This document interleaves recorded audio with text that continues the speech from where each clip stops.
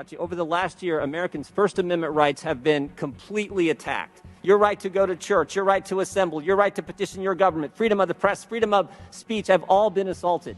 I mean, for a year now, Americans haven't been able to go to church. Even today, when they go to church, they're limited in the size of worshipers who can meet. Your right to assemble? Oh, my goodness. We had a curfew last fall in Ohio. You had to be in your home at 10. In Pennsylvania, you had to be in your home. When you're in your home, you had to wear a mask. In Vermont, when you were in your home, you didn't have to wear a mask, Dr. Fauci, because you weren't allowed to have people over to your house.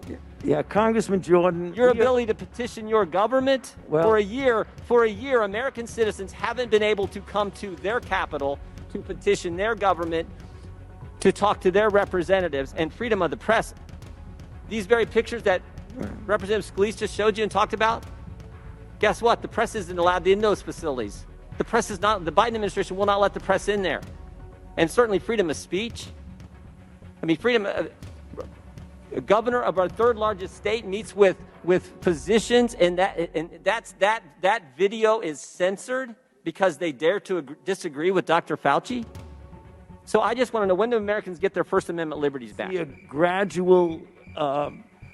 What measures have to be attained before Americans get their First Amendment liberties gradual, back? And I understand how serious that is, but I also understand it's pretty serious when businesses have been shut down. People can't go to church. People can't assemble in their own homes with their friends, with their families. People can't go to a loved one's funeral. People can't get to their government, petition their representative to redress their grievances. Right. I also understand the First Amendment's pretty darn important, and it's been a year, and I want to know when Americans will get those First Amendment liberties back.